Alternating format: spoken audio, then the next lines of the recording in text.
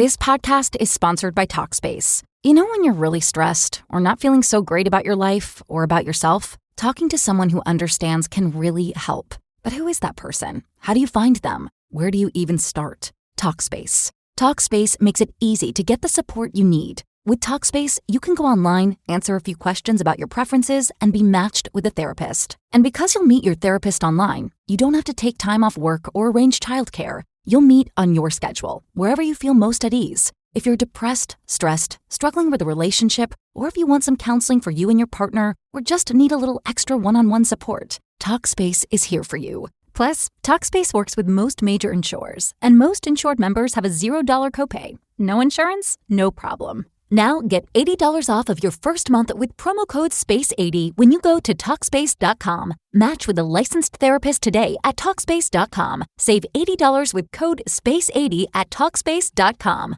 Yeah, exactly. And shame is so, so toxic. There's nothing good about it. And it's glorified in our society. That's the truth of it. It's glorified and used by everyone. Teachers, therapists, we all think we can use a little bit of shame because it looks effective in the moment, but it's super, super toxic. Hey guys, happy Monday. I hope it is marvelous and magical for you. I'm doing well. Hope you're doing well. I'm very, very, very excited for today. I've been just about this episode because man, Emma's a world changer, and she certainly impacted mine just in this hour conversation. So let me read her little official thing. Emma Lyons is a trauma-informed healer and founder of the Trauma Matrix, where she helps women break up with the shame voice that's been sabotaging their success, relationships, and visibility for years. After studying law and international human rights, Emma turned away from a life path that looked good on paper but felt like a slow death, and spent the next decade deep in the healing world. Despite all the therapy, yoga, mindset work, and energy practices, she still found herself stuck in loops of self-erasure, burnout, and invisibility until she uncovered the deeper truth. She'd internalized a narcissistic system of control, and it was running her from the inside out. Today, Emma helps high-functioning, heart-led women dismantle that inner narcissist, the shame voice that humiliates, controls, and impersonates them, so they can reclaim clarity, power, and nervous system freedom. I will be directing, I know I'm going to include a link to, what is this? I think it's a quiz about your inner narcissist. Let me just read what it says. Ever feel like your worst enemy lives in your own head? You shrink when it's time to shine, overthink every message, every move, hold yourself back, and then beat yourself up for it? What if that inner voice isn't you? What if it's a narcissist you've internalized, one that mimics your tone, uses your past against you, and punishes your truth? Boy, that speaks to me. That's the inner narcissist, and it's time to break up with it. Yes, okay, so it is. Grab my free guide, 5 signs you need to break up with your inner narcissist. So that I will have a link to that, and her website, and her YouTube, her Instagram, and her Substack. She is amazing. Literally, oh my gosh, it was she's very fierce. You're going to hear me say oh my gosh, I'm intimidated, because she the way I'm going to read this to you, and then you're going to be like, oh God. This is what I was reading before we recorded, and I was like, oh man, she's not intimidating. I don't know if I worded it that way. I was intimidated. I had a little moment where I was like, what if I'm not enough? But then I was like, bitch, you enough. Okay. So, Emma Lyons helps women break up with that shame voice that's been sabotaging their power. She's not here to help you overcome self-sabotage. She's here to help you dismantle the internalized narcissist posing as your inner voice. Emma's work dives deeper than mindset. She exposes the nervous system level survival responses that keep brilliant women stuck in guilt, people-pleasing, burnout, and invisibility, even after years of therapy, coaching, and healing. Her approach blends somatic work, trauma decoding, and intuitive energy healing to guide women out of shame loops and back into embodied self-trust. Through her signature framework, the Trauma Matrix, and her new program, Evict the Narc Within, Emma calls out the cultural and familial systems that condition women to abandon themselves and shows them how to finally break free. So anyway, I don't know how much else I can say. I genuinely, Emma, I hope you listen. And if you do, just know I did mention you in my talk in the symposium. I did include your information in the Unquiet Lowdown on my other show, Unquiet Soul. I have talked about you several times to my children, to anyone who will listen, and we just recorded this like 2 weeks ago. So just know you made an impact on me. I know you're going to make an impact on this audience. I hope for real that we can collaborate in the future in any way, shape, or form. You're a badass. I'm linking arms with you. Even if we never talk again, just know, like, I'm spreading the word about the good that you're putting out there. So yeah, dudes, listen to this episode. Love it like I did. Love Emma. I will make sure to include all those links in the show notes. And be well. I have so much to talk about, but this intro is already 4 minutes and 31 seconds. So probably going to include everything I want to talk about on my Unquiet Soul episode. That will be, we're going to record it tomorrow, but or today, the day this airs, but it won't be out for a few weeks because we've pre-recorded several so that if we ran into scheduling snafus, I don't know, man, I'm happy, and I hope you guys are too. And I'm also super stoked about my latest workbook releasing on the 23rd, Emotional Alchemy. If you haven't bought any of them, this is the one to get. And remember, if you subscribe to the Patreon at the $10 subscription level, you get it for $5 off. So it's worth it, dudes. All right. That is it. I love you so sincerely. From my heart to yours, here's me and Emma. Emotionally unavailable. Okay, well, it's very nice to meet you. I'm glad you're here today. I have to be very honest with you. I feel nervous because your energy on your pod match profile is very fierce, and I don't know why, but I felt intimidated. Not because, like, in a bad way. I just was like, why? I need to explore why somebody feeling really like passionate about what they're doing is leaving me to feel intimidated. But I will say this. I am loving what you're doing. And usually what I do is I just kind of reread the profile and see what pulls at me. But immediately, you talking about your inner narcissist, I was like, oh my gosh, that was the key for me, was understanding that's not me. That is the voice of your narcissistic grandma and all the other like boomers that, said this is the way you have to be, and compliance rules all. And the way you uh oh, I'll say present yourself, but appearance matters more than anything, and your needs don't matter. The comfort of others matters. So like I was like, oh man, this we're very aligned, I guess I'll say. So what I guess did you have a pretty like crazy childhood? Did you have like, narcissistic caregivers?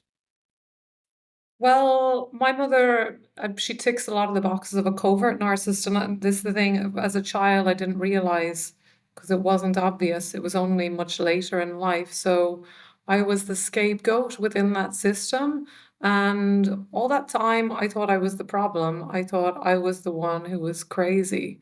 So, in the sense, in one sense, having a parent who's a covert narcissist, Yes. it's more challenging because at least if you have someone who's very malignant, you're aware as a child, my God, my mother is crazy. So you recognize that it's not just you that's the problem.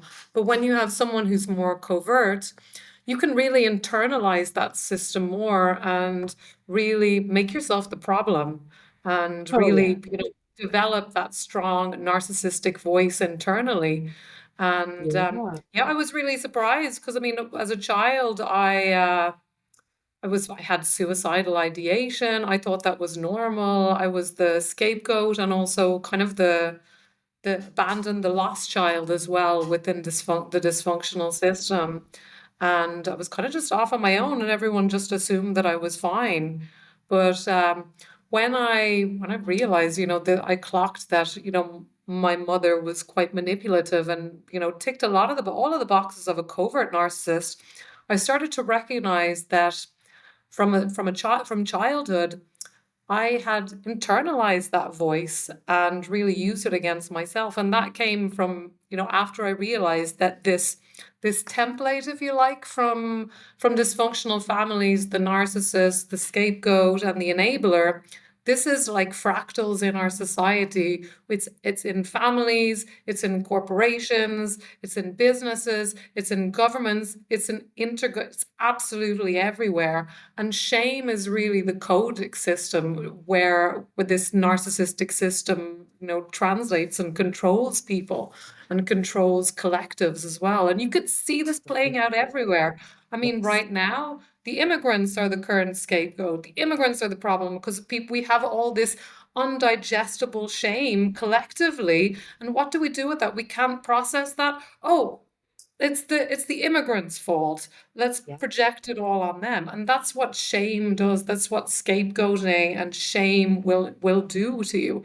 It makes you, because you can't digest it, you either internalize it and turn against yourself, or you find a new target. And this is why the Hmm. whole system is so messed up. And it's really our job as individuals to dismantle the system individually, and then collectively we need to transform this whole system, because it's just creating and recreating more narcissistic systems, more dysfunction, genocide. It's just the governments, the systems are just malignant narcissists right. At 1-800-Flowers.com, we know that connections are at the heart of being human. Whether celebrating life's joys or comforting during tough times, 1-800-Flowers helps you express what words can't. For nearly 50 years, millions have trusted 1-800-Flowers to deliver thoughtful gifts that help create lasting bonds. Because it's more than just a gift. It's your way of showing you care. Visit 1-800-Flowers.com/podcast and connect today. That's 1-800-Flowers.com/podcast. Now, acting Yeah. out, doing exactly the same what malignant narcissists do. And Yeah.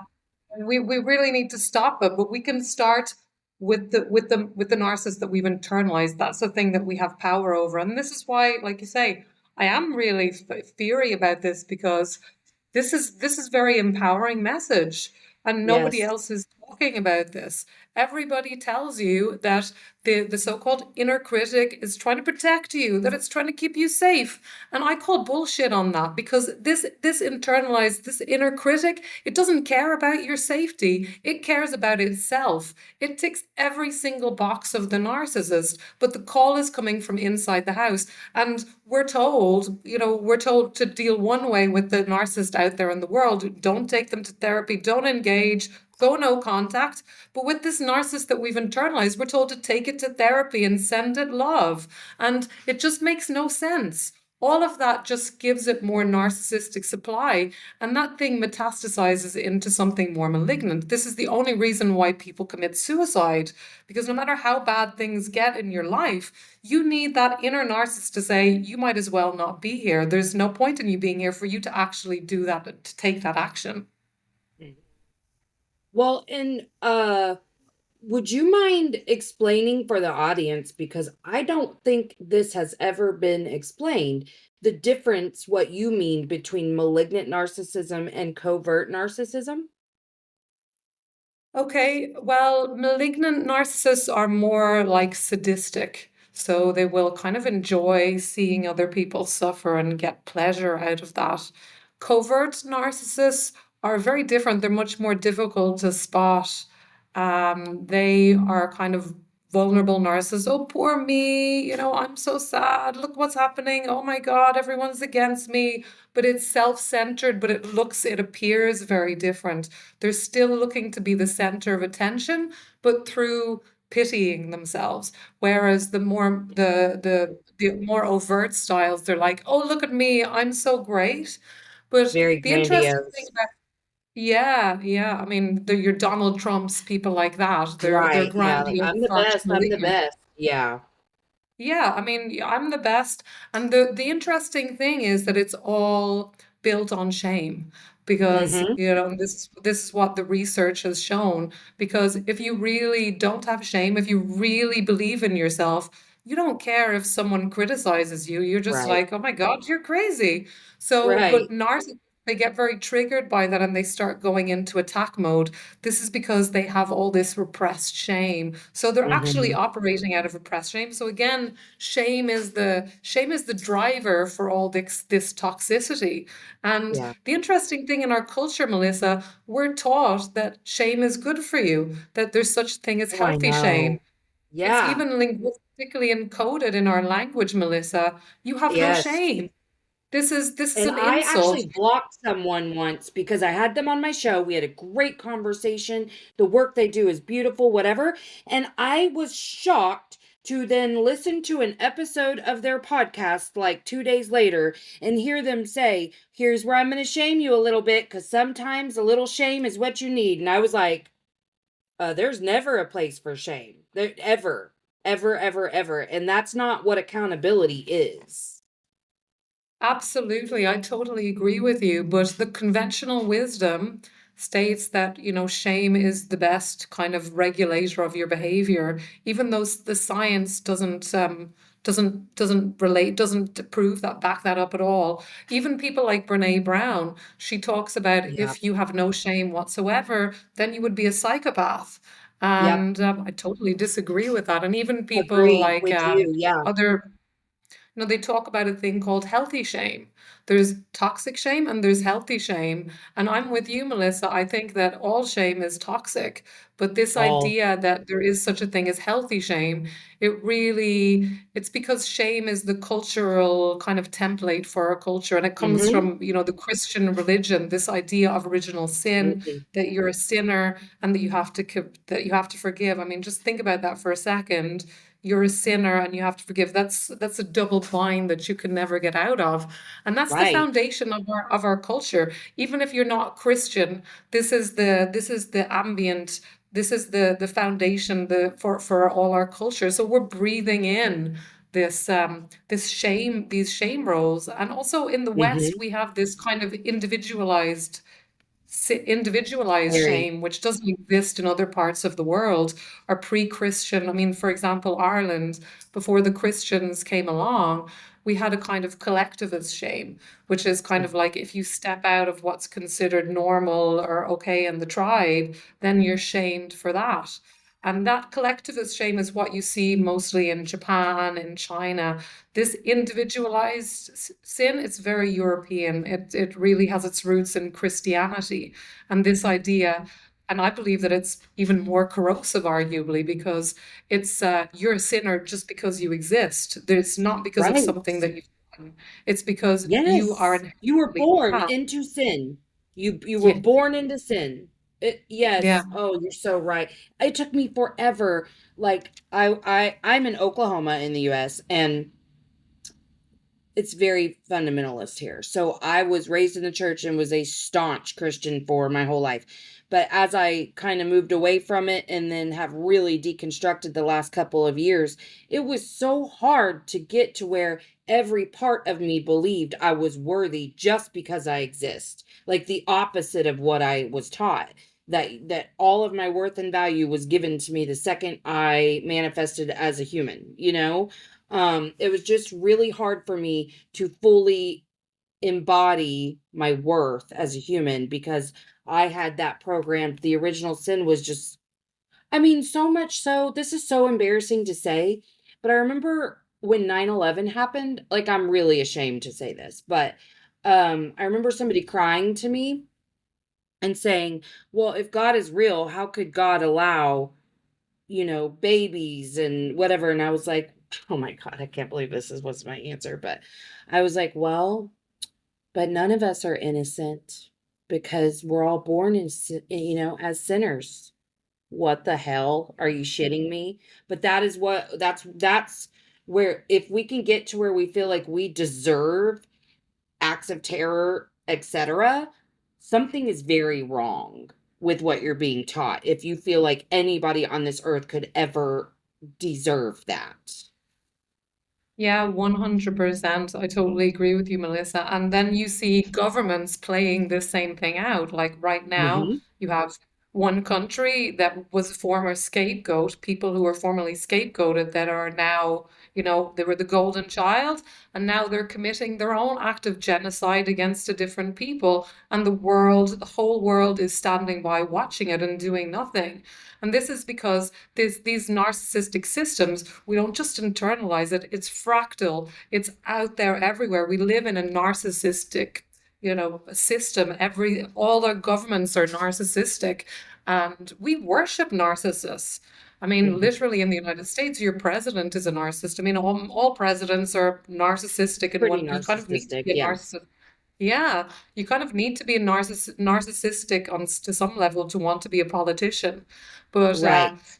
there's this worshipping of narcissists that is that just it's not that it is toxic. It demonstrates how toxic our society is. And I'm not just talking about the United States. I'm talking about particularly the Western world, where Yeah. because this is particularly malignant, narcissistic, and this kind of global capitalism. It's really kind of the next level of this narcissistic ecosystem that we're living and breathing and operating in.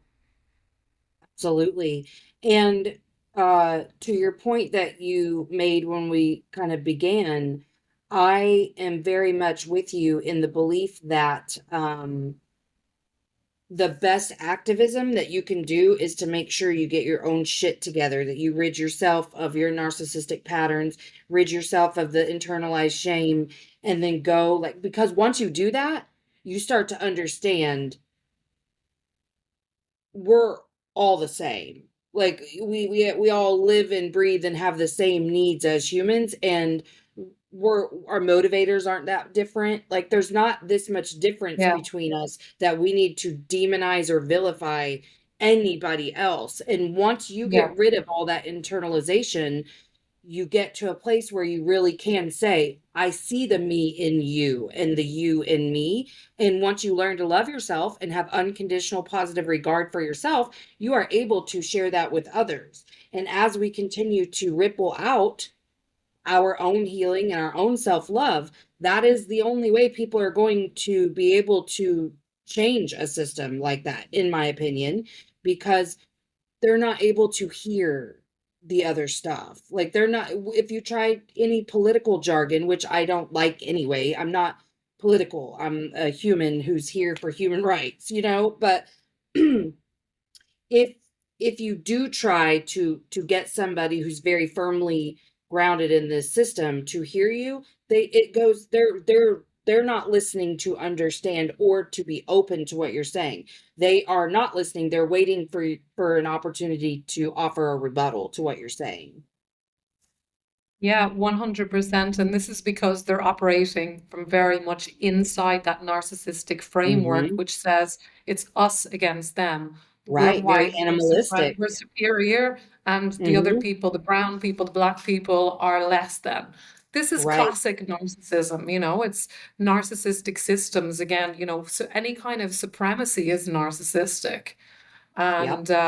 And it's really interesting because yeah, we have to dismantle the system internally, but also we need to do it collectively as well. We've got Mhm. both things need to happen side by side because, for example, women have been collectively scapegoated by the patriarchy, I was just for, thinking that. oh, sexuality, too fat, Yep. too thin, to, oh, the sexuality, it's Wrinkles, no women. wrinkles, how much makeup you wear, your boob size, Yeah, all of it. yeah.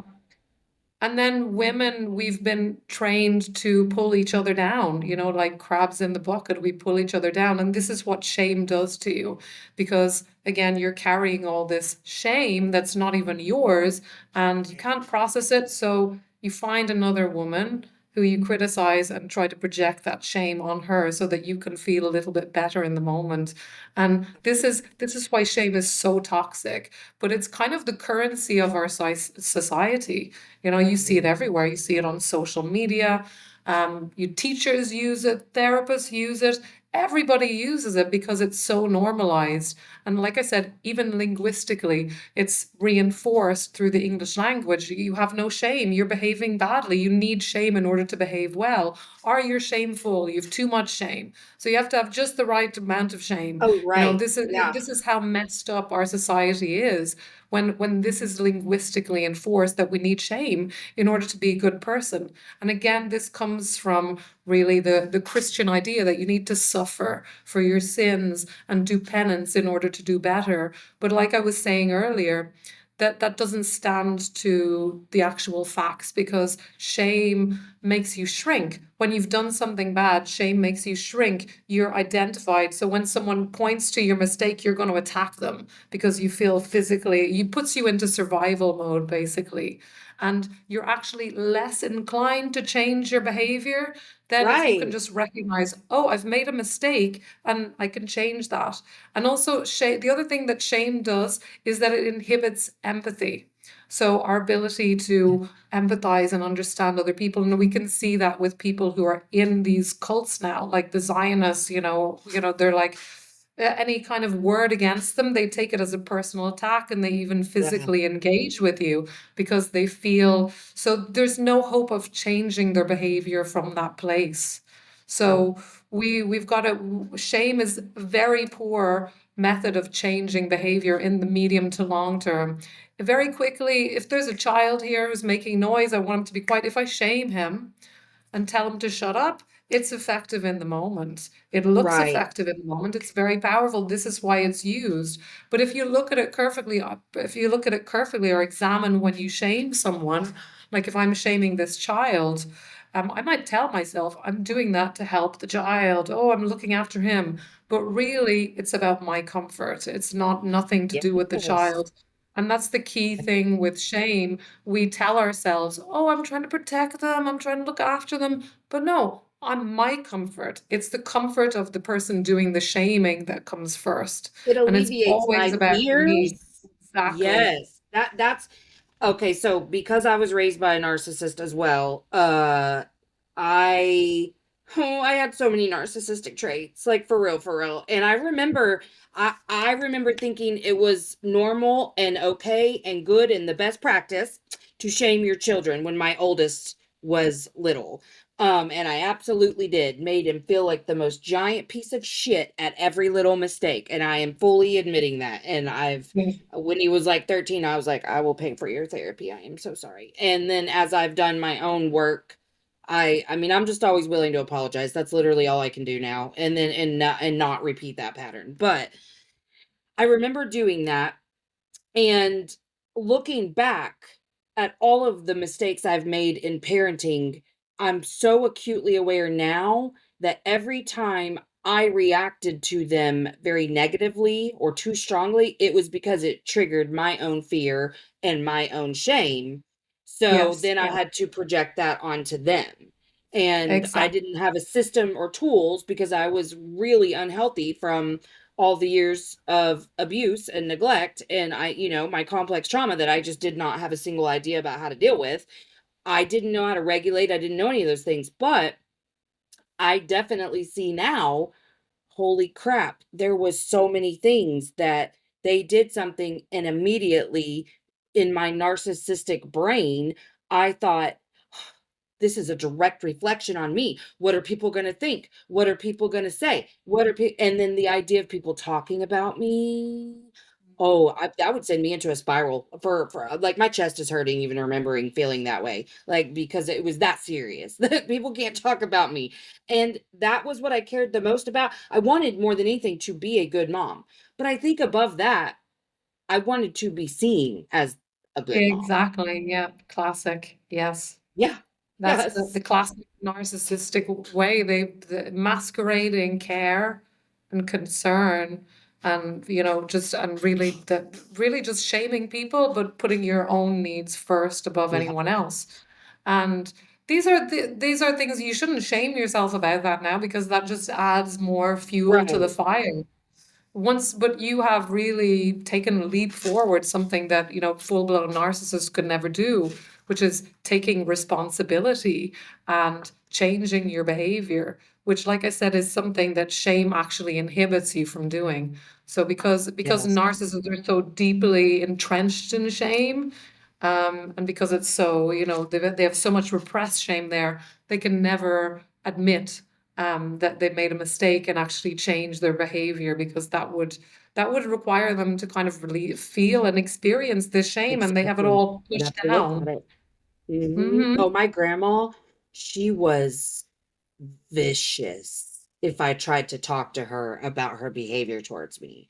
Like, she could hurt me with her words faster than anyone I've ever experienced in my life.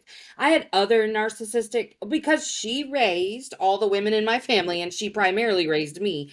But so all of the women narcissists, or at least have, like, 9 out of 10 of the traits, including my mom. And then even on my dad's side, there was a lot of that too, much more covert, but it was very, you're not doing it right. You're not doing a good enough job. And that's why, like, if I'm being 1,000% honest, I still struggle with, because my boys are now 23 almost and 18. So there's not a lot of parenting left for them. There's like life. I don't have to make decisions about punishment and consequence. You know what I mean? Like, they're grown. So, but I know how to show up as support for them. But I have an 11-year-old daughter, and the way I show up for my children is very different in the last 2 years than all the other years. So with my son, my middle one, when he got into some trouble. Whenever I need to send roses that are guaranteed to make someone's day, the only place I trust is 1-800-Flowers.com. With 1-800-Flowers, my friends and family always receive stunning, high-quality bouquets that they absolutely love. Right now, when you buy a dozen multicolored roses, 1-800-Flowers will double your bouquet to 2 dozen roses. To claim this special double roses offer, go to 1-800-Flowers.com/podcast. That's 1-800-Flowers.com/podcast. I remember it being very difficult to talk about because I'm still shedding those layers of shame. If my kid does something, I have to remember it doesn't reflect, like, it doesn't mean I am anything. It means he needs something, right? So I remember telling someone, and they like, well, what did you do in response, like, to punish? And I was like, I I don't think a punishment actually, like, fits this. I think there were some natural consequences he received, and I think his behavior communicated something to me about a need he may have, and so we started trying to meet needs. We didn't worry about punishment changing behavior or whatever.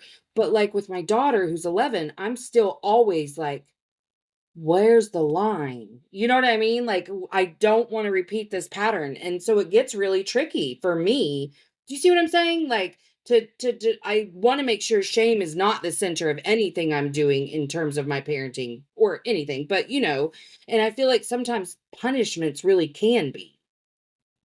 Yeah, they can be shaming. And this is the thing, because the distinction between shame and guilt is shame is I'm bad, and guilt is I've done something bad. So this is why when people defend shame, for example, they often conflate the two ideas, because shame and guilt often come as a package deal. Usually when you do something bad, you have a large portion of shame, maybe even bigger dose of shame, because society tells you that you should feel bad.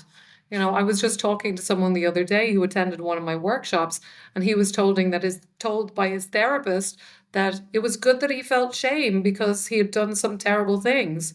And but this is the conventional wisdom out there, that, again, like I said, people are being taught that you need shame, that shame is good for you, that if you do something bad, if you experience shame, then you're still a good person. And I Which is completely ridiculous, disagree with that right? entirely. It's totally ridiculous when you look at it, because when you shame yourself, or when you experience that shame, you're less and less likely to change your behavior, which is the real thing that we want. When somebody, steps out of line, or hurts someone, or does something that, hurts someone, or does some damage, you want them to change their behavior so they don't do it Right. again. That's the whole point of it. But our idea of just punishing people and making them feel bad It doesn't work. It doesn't work in our penal system. It doesn't work with kids. It doesn't work with humans at all. We've got it complete backwards. And this idea that you need to suffer for your sins. No, we don't. We just need to have basic empathy and recognize. I don't in an enlightened society, you don't even need to feel guilty. You can still recognize, I shouldn't have done that. I'm sorry. Whereas Well, if because you're it if you're feel aligned in your spirit if you're doing harmful things to others. Like if you're living in this world that we are talking about, you're not going to purposely harm anyone or yourself. It's going to be a byproduct of being a human, obviously, but you're going to feel the difference between, oh, that felt very aligned with who I am as a person versus that is malaligned with who I am as a person. I Yeah, agree exactly. 100%. So we don't in an enlightened society we wouldn't need guilt or shame. Definitely, but Mm-hmm. in even now, shame is the driver for so much dysfunction. I don't want to say all the dysfunction, but almost all dysfunction. I was on a podcast yesterday about bulimia, and again, it's shame. Yeah.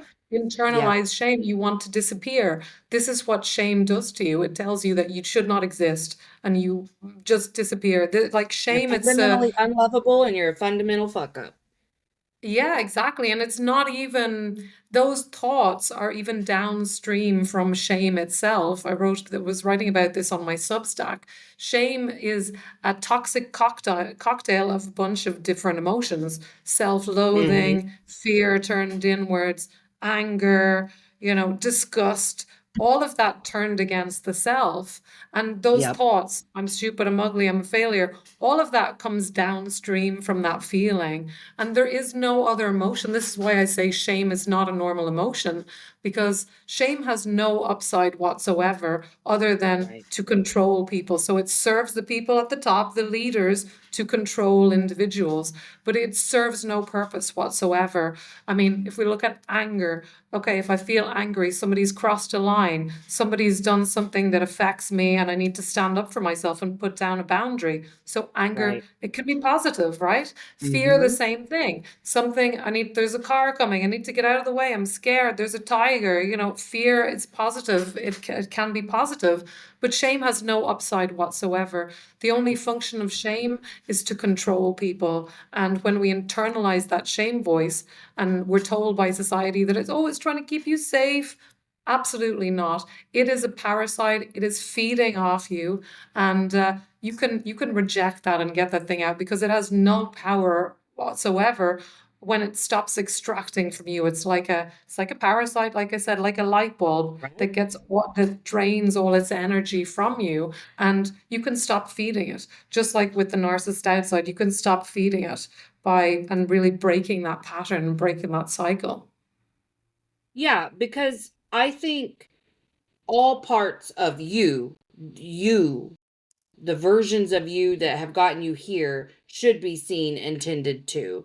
But shame isn't you at all. It's a very not you situation because it comes from all external forces. Because if we weren't taught shame, we wouldn't feel shame. Yes, So, and this yeah. scientists, behavioral scientists, they talk about children experience shame, and I believe this is a projection.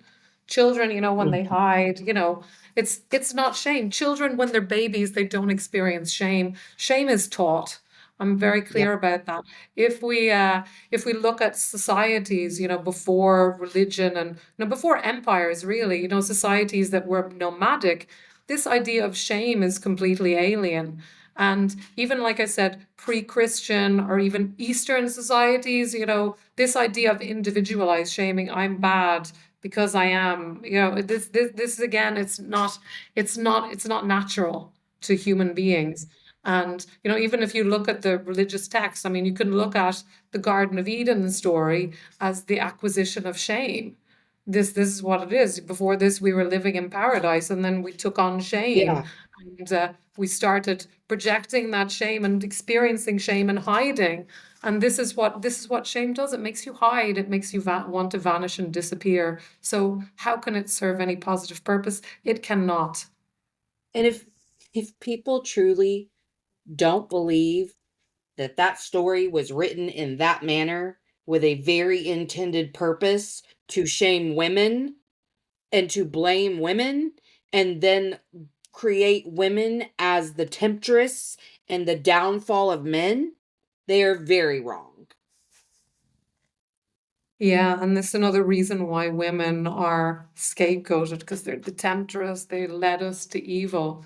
But of course, yeah, this is just another projection of shame Mm-hmm. onto a different group, the women. And this is why, women experience more imposter syndrome than men.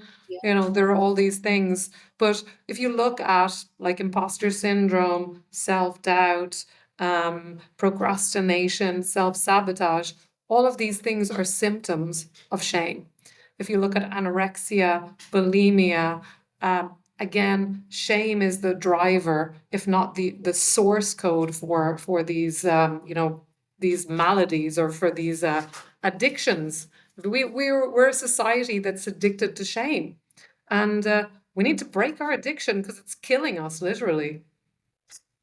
Yeah, I remember having friends who were raised pretty fundamentalist, and so they've been taught any sexual desire, wrong, shameful, like you should control your thoughts. I that alone. I've had so many friends throughout the years that I'm like, you literally can't control that, right? Like your brain is going to have a sexual desire thought at least once a day. Like what? But the women that I knew that were struggling sexually in their marriages because they couldn't get past that feeling of this is dirty and wrong. And I'm like, well, you guys did this to yourself. You're the one who taught us that we had to be pure for these men. They didn't have to be held to the same standard, but we needed to be pure. Yeah, slut shaming, you're too sexual, you're not sexual enough. Again, it's pure control, no other purpose whatsoever. If we look pre-empire cultures, civilizations that were more, nomadic and things that didn't have this kind of triangle structure, they didn't have this idea of shaming. This is totally alien. But I mean, if I wrote an essay about this in Ireland, how shame is basically it's something that we were injected with from empire. And I will use the case study of Ireland before, the Catholic Church came, and that laid the foundation for the British to come and take over. But before that, the Catholic Church had come along and said, you must, be stiff with the dancing, can't be too sexy. Women were actually downgraded culturally. Women were, could be leaders and stuff before Christianity came along. So Christianity really marked a downgrade in women's rights, if you like, in cultures like Ireland. That's very interesting. I am not well versed in any history, if I'm being totally honest, just because in childhood I was just trauma braining it up in school. And then I just haven't like taken the time to learn very much until this last 6 months. And especially like with my oldest child, he's so into all of history. So he teaches me a lot. That is definitely something I want to like look more into because you can't really understand what systems you need to break if you don't understand how they were created? Yeah. And I mean, look at the United States. This was a settler colony where you had white people coming over, transposing themselves on another culture. And, then this supremacy cult emerged from there. Again, narcissistic system. Like the British Empire was the kind of OG narcissistic big empire, colonialism. Then the United States. And, it's really everywhere. And it's so toxic because Hmm. we're living and breathing this kind of shame template, and we all take it in. It's not, I believe that it's affected everyone. It's just a question to what degree you're aware of it, really, more than if you have it or not. But I do believe that particularly in Western culture, we all have internalized this narcissistic voice. And to what degree you're aware of it and ready to dismantle it is the real question. Yeah, I think like that makes me think like if you're questioning whether or not you have it, stop right there. Just figure out how. how you have it, because you have internalized shame, and you had somebody in your life that taught you that. Speaking of that, okay, so if you're okay answering this, I was curious. I'm literally just curious, but how did you being scapegoated in your family system look on the outside? Well, in my family system, it was subtle. So, yeah, there were times where it was called weird around the dinner table and stuff like that. But mostly I Mm. was kind of ignored and shunned in a sense. I didn't have anyone to talk to. When I got my period as a child, I didn't know who to speak. I had no one to speak to. I just looked it up on Google and thought I was dying of Oh, cancer, you know? So, yeah. but it was like as the scapegoat, you're basically, even if you're not vilified with words or physically, you are basically the landfill for the unprocessed shame of the family. So all of that, and it's often the most sensitive person in the family. I'm definitely that. So you get dumped with all of that. And often the scapegoat is also the person who can kind of see how messed up the family was. And that I didn't realize how messed up the family was because it was kind of covert. I thought all families were like that, and I thought I Yeah. was the problem. But my uncle, for example, my mother's brother, my grandmother was real malignant narcissist, and he knew. He could see how messed up both parents were growing up. And this is one of the Yeah. reasons why he was chosen as the scapegoat. So it can be, in his case, it would involve sexual abuse, physical abuse, all of those things. For me, it was like very much energetic, but kind of being shunned. Nobody Yeah. noticed that I was depressed. If I was angry, I was told I wasn't allowed to be angry. Um, and really, it was like just this energetic load of like, there's something wrong with you. I internalized all these beliefs. I'm ugly, I'm stupid, I'll never succeed, something's wrong with me.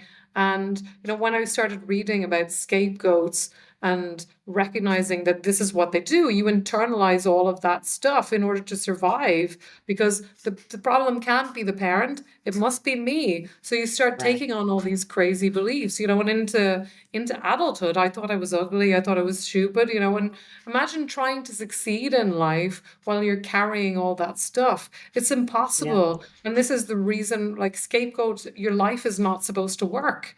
And this is the root of all the self-sabotage, because I knew I was doing self-sabotage, and it was so frustrating because I was spending all this money and doing all this therapy and nothing was working.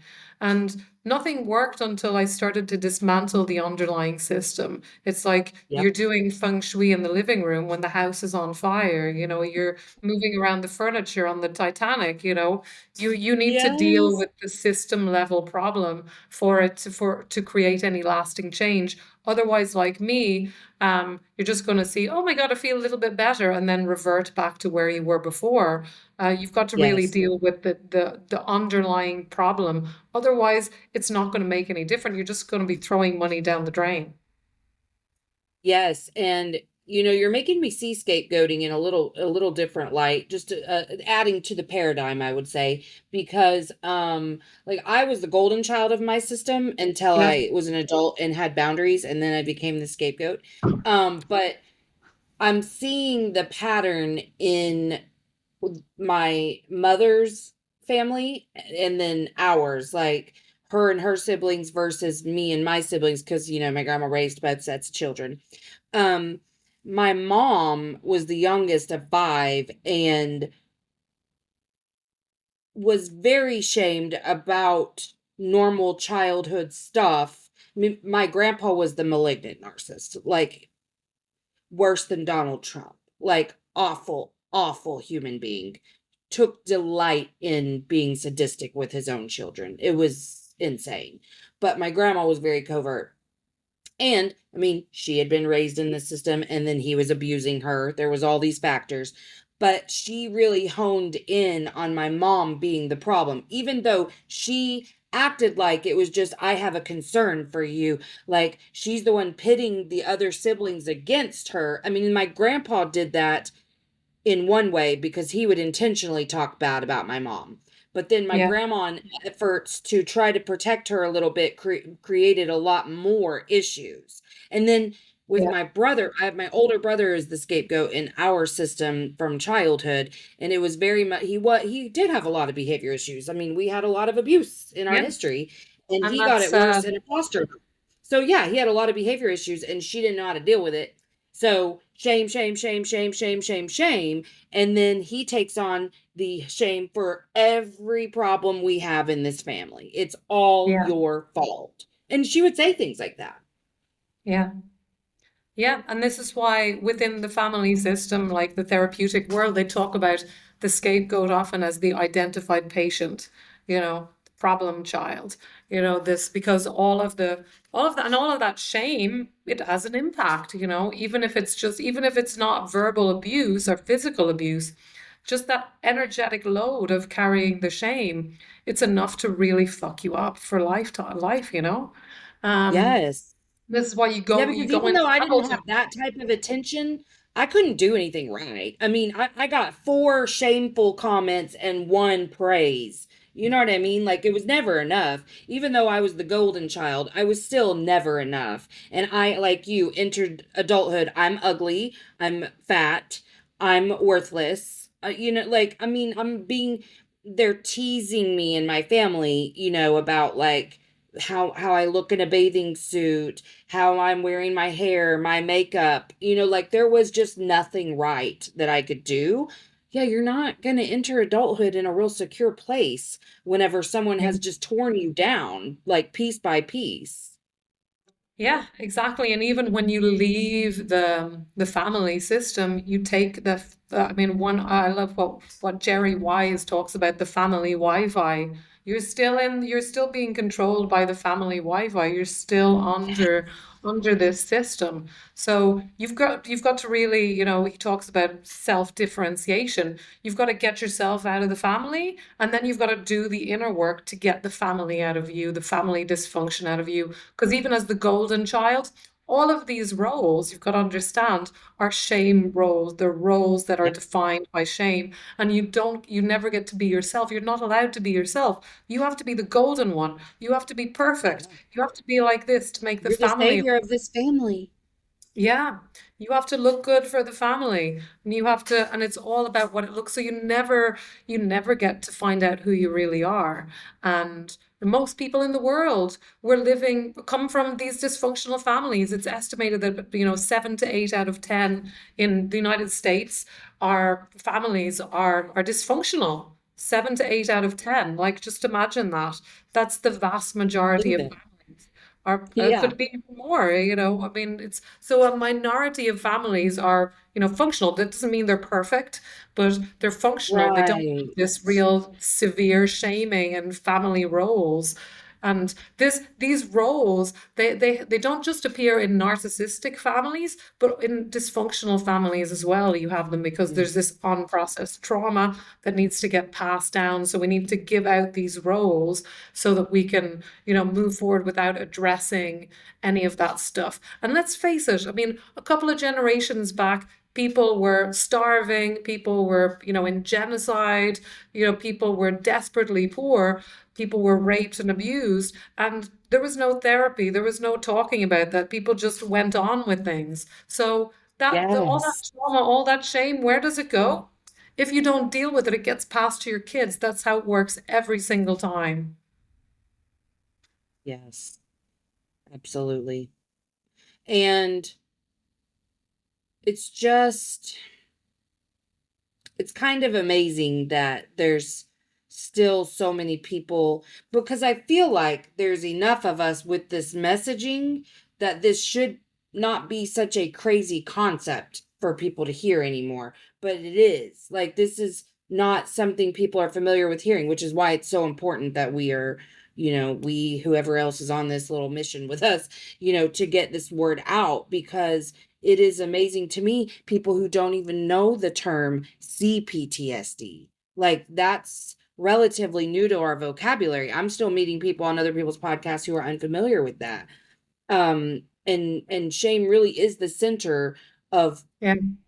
all of this. All of I it. really believe Unless that it's shame is the decide not to. driver for I really agree with you, Melissa. I think shame is the driver of all this dysfunction. Or almost all. I don't want to say all because someone's going to come up, but I do believe that it's the driver for nearly every dysfunction you can think of. Alcoholics, addiction. What is it? I mean, you feel so much shame, and when you drink alcohol and get drunk, you don't feel the shame so bad. This is why people Right. drink and take drugs. It puts the mute on that shame for a moment. You're quieting So, the noise, and the noise is shame. yeah. Exactly. Shame is so, so toxic. There's nothing good about it.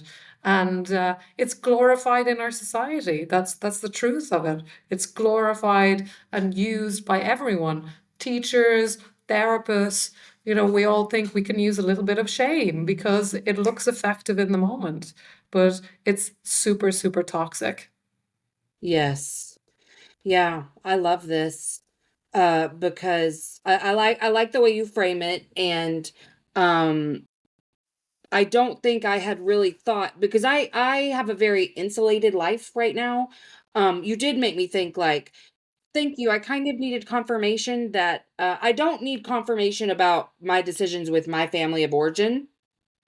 I don't talk to very many of them. Like, most of my family are gone now. Like, my parents died before they were 40, grandparents are dead.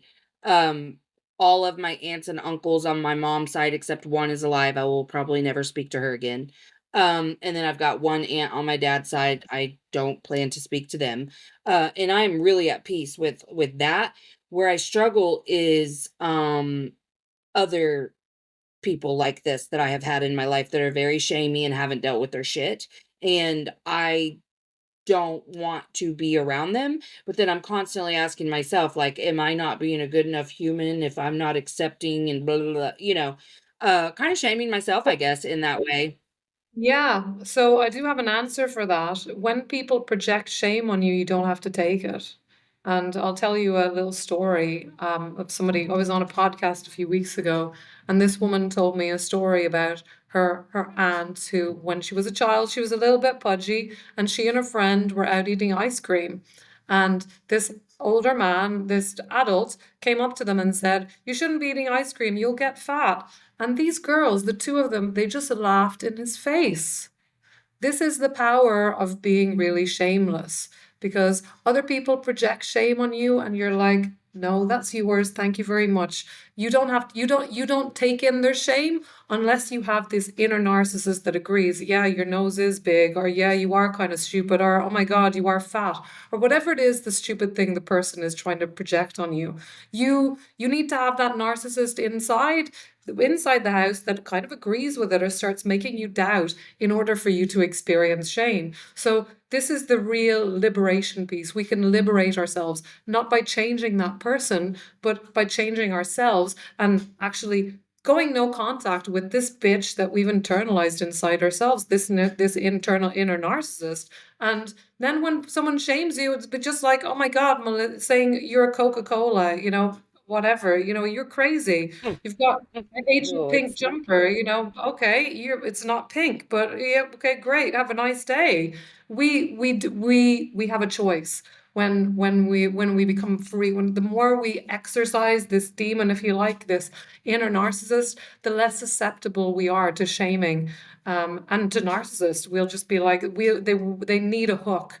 They need a hook, in other words. For someone to shame you, you need to have the hook. If you don't have the hook, they got nothing. You're just going to laugh in their face or think they're crazy. Goodbye. Take your shame back. So yeah. this is the real, this is, it's, you can liberate yourself. You don't need to change them. And you can definitely, restrict how often you're around them. But if you happen to be around them, you do absolutely do not have to take their shit. That's theirs, and you deal with your stuff, and you do not have to engage with their projections. Yeah. I like that. I kind of visualized what that process would be like, especially with the story that you just told. And like, I don't think I want to spend very much time with them because I don't see the point in being around people who can't connect authentically and just want to shit bitch others. But in the event that I have to be, I could see, I'm definitely seeing where it hit me in spaces where I agreed with them, or it wouldn't have bothered me at all. So, Exactly. like, I just need to address my own shit in that moment and be like, why are you believing Simply. them? Why are you believing? The Well, question is well, not, why did they say that? It's, why are you believing them? exactly. Why are you believing it? And when I do have a process for when shame kind of starts to hijack your body, it's called break, BREAK. So B is break the trance. This is to recognize that the voice, whatever it's saying, you've got a big nose, you've got a fat ass, whatever the BS that it's spouting, it's not your voice, it's a spell. It's a pattern, it's a trance that we're collectively under. You catch it, you interrupt it, just naming it diffuses just starts to disrupt the loop instantly, right? So that's B. Then we go on to R, which is refuse to engage. And this is important. Just like with the narcissist outside, when they say something nasty, you don't want to, like Dr. Ramani talks about deep. Don't defend, don't engage, don't explain, and don't personalize. You don't get to go into an argument with that thing because that just feeds it. And it's the same with this narcissist, the inner narcissist that we've internalized. Just say, not today, bitch. Not today. Try again tomorrow. Don't fight with that thing because it just gives it narcissistic supply. Then we go on to E, which is expose the lie. So call out the shame-based programming. Like it's telling you that you don't look good, that you're too fat to wear that bathing suit. This is control, my friend. This is not about care. This is not truth. Fat compared to who? You know, come on, this is there. That's not true. This is all about control. It's not your story. And really speaking that truth starts to disarm its power. Then you go to A, which is anchor it in your body, because shame, like I said, it's a toxic cocktail of a bunch of lethal of horrible, emotions that are all about self-attack. You want to come back to your body. So anchor in your body, feel your breath, plant your feet, say your name, the year, and really remind your nervous system, because this is a thing that reacts automatically, even if your Yeah. mind doesn't. I'm safe, I'm sovereign, and I'm here. So that's A. And then finally, K is kick it out. That means like physically shake it out, stomp it out, say, this is not mine. And you can reject this thing, evict that spell from your body. You do not negotiate with a magic spell that you're under, with a trance that you're under. You break the spell. And that's why this system is so powerful. Goodbye shame, goodbye performance, goodbye ghost voice, because that's all it is. It's a ghost that has nothing without extracting your power and your energy.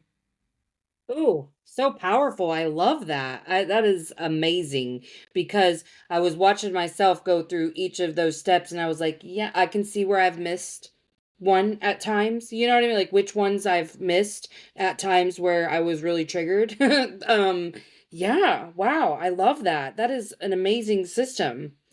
Um, Before we wrap up, is there a final word, a takeaway that you want to just like succinctly wrap up? It's up to you. I don't care. But, if there's something that you feel like you haven't gotten to say or whatever, I want to make sure that you've gotten the opportunity. Well, yeah, I would just say like shame is not good for you. Shame is never good for you. So stop shaming yourself. Stop, just don't tolerate that. You've been Yes. tolerating that voice in your ear for 40, 50, whatever it is, years.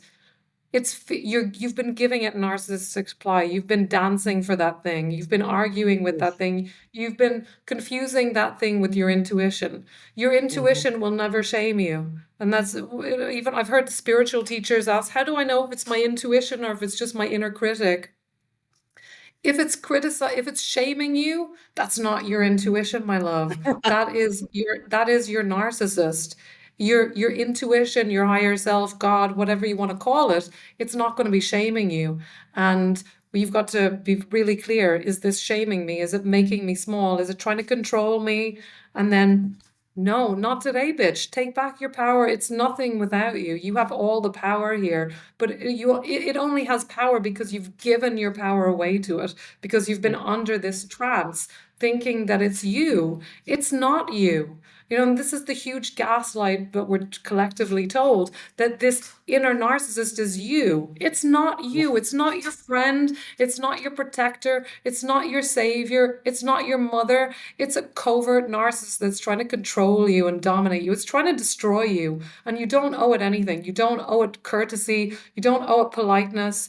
And you can tell it to fuck off because you don't owe it any politeness. You know, it hasn't been polite to you all those years. And you don't owe it shit. I love it. Well, I love to know that my read on your energy from your profile was spot on because you are very fiery, but in the best way possible. I love what you're doing. Where can we find you? Yeah, you can find me on all the platforms. I am trauma.matrix. And Okay. also I have a Substack, which is Trauma Matrix, where I've done lots of my writing and, you know, gone into more deep about the fractals and, you know, shame and how it's always toxic. So that's the place to check this out. Check that out. And I also have a free gift for you guys. So if you're like raising your hand and thinking, yeah, my God, I have this, I think I can relate to this narcissistic voice and it's affecting my life and I'm ready to do something about it. I have a free gift. It's called 5 Signs It's Time to Break Up with Your Inner Narcissist. Oh, And I it gives like that. you 5 ways to know like that it's affecting you and that you need to break off, go no contact with this thing. Time to take some action.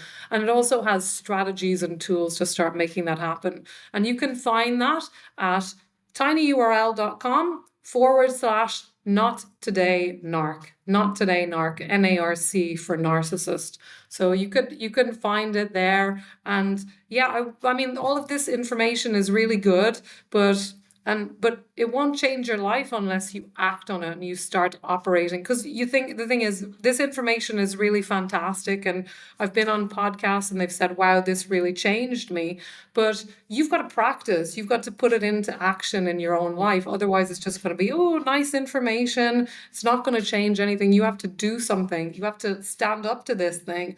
Otherwise, you're going to be keep acting, you know, on up, you know, the mode where this thing is just in the driver's seat on your life. You need to take back your power.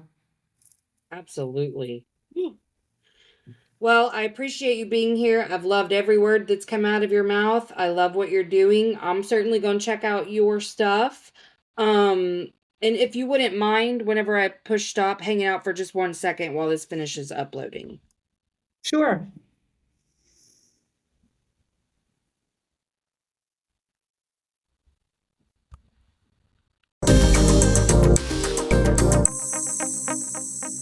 Emotionally unavailable. Hey, make sure you've given the show a 5-star rating on whatever platform you're listening to if you haven't already. And check out my website, empoweredwithmelisahepner.org, or my link tree on Instagram at melissa.hepner to check out my latest offers or workshops. All right, that's it from me. So make sure that you check out the show notes for links. And until next time, let's all just keep swimming. Emotionally unavailable. INDEPE and cut.